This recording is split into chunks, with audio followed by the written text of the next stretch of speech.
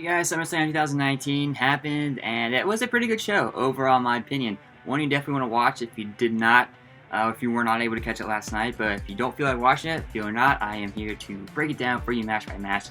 So let's break it down. First match was on the kickoff show, Cruiserweight Championship match, Gulak versus Oni. This was nothing too special in my opinion. Kind of just reminded me of something you'd see maybe on 205 Live or even an episode of Raw when they used to showcase the Cruiserweights. But in the end though, Gulak retained his title. Not really sure where he goes from here. If you have not tuned into 205 Live yet, I don't think this match will convince you to tune in into 205 Live. After that, we had Apollo Crews taking on Buddy Murphy. This was also on the kickoff show, and this ended in a disqualification when Eric Rowan came out and attacked Buddy Murphy. I think it was last week on SmackDown. Buddy Murphy said that it was Eric Rowan who attacked Roman Reigns, and Rowan did not like that, so he came out, attacked Murphy, pretty much ended the match, and a nice little continuation of a storyline that we could have possibly brewing on SmackDown with Reigns and Murphy, and now maybe even Eric Rowan and Daniel Bryan. After that, we had a little segment that had Elias. He was in the ring doing his usual shtick, and because they're in Toronto, Canada, Canadians love their Canadian wrestlers, so who better not to come out and end this Elias segment than Edge. Crowd erupted. Edge pretty much took out Elias with a spear. Very cool segment. Always good to see Edge back in a WWE ring. Then after that, we had another match. Alexa Bliss and Nikki Cross defending their Women's Tag Team Championships against the Iconics. It was okay, but kind of sloppy. It was kind of I think it was just added to the card like right before they're showing on the air, maybe the day before.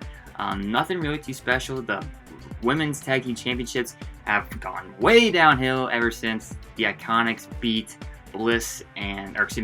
Bayley and Sasha Banks at WrestleMania. The Iconics were hardly ever featured, and then this match with Bliss and Cross didn't really do much to make you want to see more of this tag team division.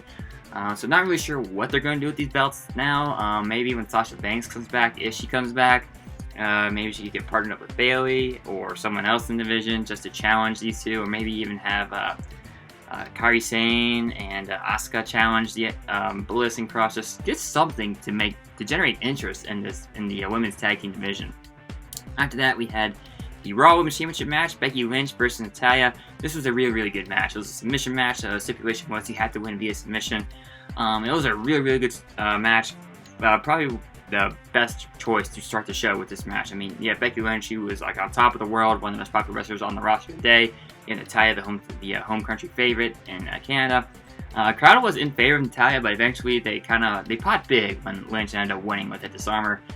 Very, very good match. Would not mind seeing these two wrestle again perhaps at the next pay-per-view, which I think is Clash of Champions. After that, we had Goldberg versus Dolph Ziggler. The build-up to this match was really, really weird. It looked like it was going to be Miz versus Dolph Ziggler, and then Shawn Michaels got thrown in the mix, and then Goldberg appeared on the final Raw before SummerSlam and signed the contract. So it was Dolph Ziggler versus Goldberg, typical Goldberg squash match. One after a spear and a jackhammer, and then after the match, he ended up just beating up Dolph Ziggler some more after that. Not really sure where they're going to go with this. This might be a way to ride Ziggler off TV for a little bit, or it must be like another way just to get Goldberg onto the SummerSlam card to get more star power, generate more interest and more buzz. Either way, it was a weird build-up, and I don't really see how this benefits anybody involved. So yeah, that was that. Goldberg versus Ziggler. Goldberg wins. After that, we had AJ Styles versus Ricochet for the United States Championship match.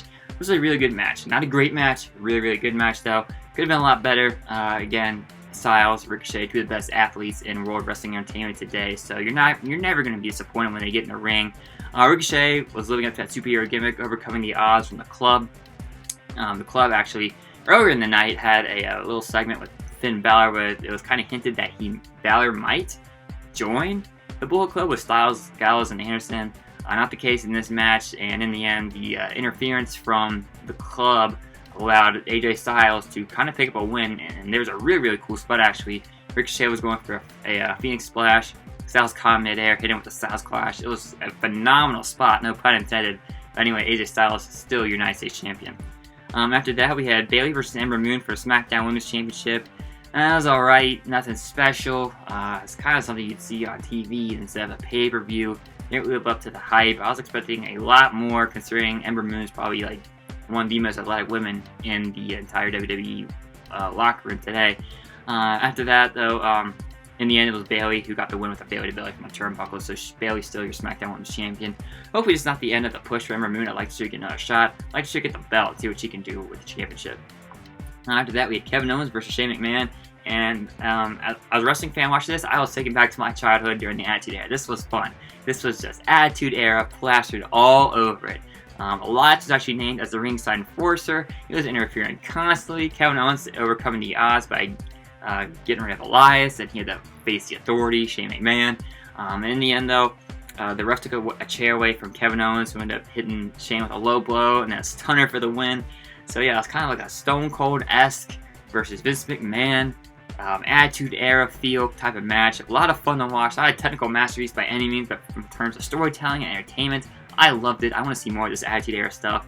Take me back to my childhood, man. That was phenomenal. Kevin Owens is still your winner, and he does not have to leave WWE. That was stipulation. If he lost, he'd leave the company, but he won.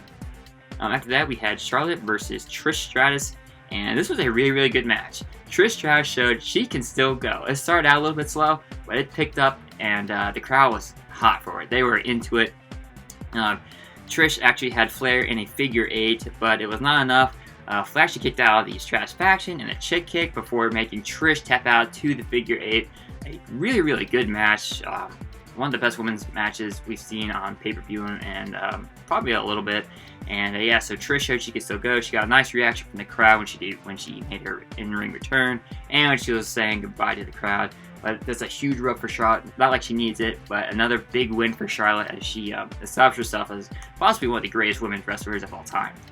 After that, we had something that blindsided me. I did not see this coming. We had a segment with Seth Rollins backstage, and who wished him luck before the Universal Championship match? None other than Canada's favorite wrestler, Bret the Hitman Hart. The same Bret Hitman Hart who was at AEW's Double or Nothing pay-per-view showing off the new AEW Championship belt. I was stunned. I thought maybe WWE was going to try and stay away from Bret Hart, but he was at SummerSlam, so it was a little cool cameo from Bret Hart. And then after that, we had the WWE Championship match, Randy Orton versus Kofi Kingston for the WWE title. This was a good match. It was picking up, and then WWE did what WWE does best, and that's throw a stupid ending there. So yeah, let's break it down. Kofi actually had some cool wrestling gear, Toronto Raptor inspired gear. Obviously, the Raptors just won the NBA title. Orton dropped Kofi on an announce table. Kofi at top rope DDT onto Randy Orton, which was really cool. But the ending, just as this match was picking up pace, it was kind of weird. I don't know if the camera's on the right angle. Anyway, Orton's staring down Kofi's family. They're both on the outside of the ring. Then the bell rings. I was like, what just happened? Apparently there was a count out. So the ref calls for the bell after a count out, and Kofi he does not like Orton intimidating his family like that, understandably. So he just unloads on Randy Orton, hits him with a kendo stick, and hits him with Trouble with Paradise in the ring, checks on his family after the match. So obviously this feud is far from over. It just would have been cool to see a different way to have this match end.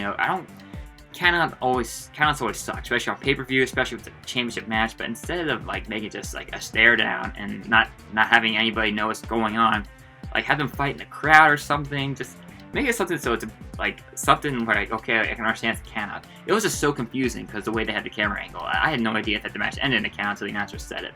But yeah, this feud between Kofi Kingston and Randy Orton far from over. Most likely going to get a rematch at Clash of Champions. After that, we had Finn Balor versus The Fiend Bray Wyatt, and wow, yowie wow.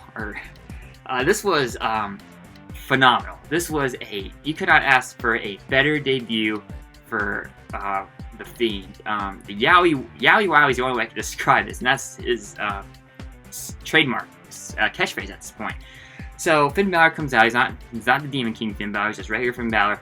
And then we finally get the in-ring debut of The Fiend. They had been building this guy up for months. You got the Firefly Funhouse segment, where it's kind of like a Pee Wee Herman-esque type of playhouse, and you just see Bray Wyatt develop more and more into this Fiend character. And then when The Fiend made his debut, they knocked it out of the park. I mean, seriously, they hit the nail right on the head with this debut. So The Fiend comes out. It's got a Marilyn Manson kind of sounding remix theme music that Bray Wyatt used to have. And then you see Bray Wyatt's head with the lantern in the mouth. And that was creepy. And bravo for WWE. That was a perfect visual. Bray Wyatt used to say, follow, light the way, follow the buzzer or something like that. So Bray Wyatt's head is literally lighting the way for the Fiend to get to the ring, and he had the mask on. He had his new gimmick. It was fantastic. So the Fiend's new finisher appears to be the Mandible Claw. Took that from Mick Foley. The match itself was a squash match. Finn Balor had like a little comeback, but this was more of establishing the Fiend as a dominant, mysterious heel, and they destroyed this. I mean, you could not have asked for a better debut for the Fiend. So the Fiend won versus Finn Balor, and just like Balor's reaction when he saw the Fiend make his debut, that sold it. I mean, I watched on TV, I thought this was a little creepy. See the Fiend walking out, the Fiend mask, and then you got Bray Wyatt's head with the lantern, and Finn Balor looks legitimately scared, the Demon looking legitimately scared. So yeah, well done WWE, well done Bray Wyatt. You cannot ask for a better debut for the Fiend. And then I think this possibly will lead up to a Demon versus the Fiend type of match, maybe a Clash of Champions, maybe later on down the road. I want to see the Fiend be built up to be possibly like the next Undertaker type of character. To do that, you just gotta make him look strong, keep adding to that eeriness, that creepiness factor, have him win matches, don't cut his legs out from under him, just let him be the Fiend, let him destroy people, let him be creepy. WWE, they hit a home run with this last night. After that, we had Seth Rollins vs. Brock Lesnar for the Universal Championship. Match of the night, in my opinion. The Fiend, the moment of the night, best match on the card, the main event, Universal title, Seth Rollins vs. Brock Lesnar. So this match, it came out of the gate spring. Rollins, he reversed a German suplex and hit a curb stomp very early in the match, but Lesnar actually kicked out of it, and then he hit Rollins reversed another German suplex and hit Lesnar with 2 super kicks, but then Lesnar ended up hitting him with an F5. I thought, oh man, that's it. Rollins kicked out, and we got a one hell of a match following after that. Brock swung Rollins by the his rib tape that he had on, and then Brock hit German on Rollins outside the ring, which looked pretty painful. And then he also caught Rollins with a suicide dive and drove him right to the ring post, and the smack that Rollins back hit that ring post was so loud. After that, we had Rollins. I think he ended up super kicking Lesnar onto the announce table, then got back in the ring, hit a 5-star frog splash from the turnbuckle to Lesnar through the announce table. It looked like he was actually going to miss for a second when they showed it in slow-mo. It was just an incredible sight. And then I think he ended up getting back in the ring, hit with a frog splash and a curb stomp, but Brock kicked out. Rollins later countered an F5 into a super kick and another curb stomp for the win. Seth Rollins is your new Universal Champion, and it was a fun match, a great way to cap off a really good SummerSlam. SummerSlam 2019 lived up to the hype in my opinion. Nothing crazy, like no ladder matches, no cage matches, but when the matches, for the most part, all the big matches, we got moments like the Fiend, the big matches delivering like Trish versus Charlotte, Goldberg doing his shtick, Lesnar versus Rollins tearing down the house. It was a very fun show to watch in my opinion, and it was not 7,000 hours. This one actually ended before 11 when it started at 5, which kudos WWE, keep that up. If you're gonna make this thing start at 5, let's end it at a decent time. So yeah, SummerSlam 2019, good show in my opinion. Check it out if you have not. That's all I got for you. If you like this video, for you get a thumbs up, leave a comment, subscribe to the channel, check out my website, cincyfanzone.blogspot.com, and give me a follow on Twitter and on Instagram. Links to both of those are in the description below. Those usernames are at Cincy Fan Zone. And as always, guys, thanks for watching.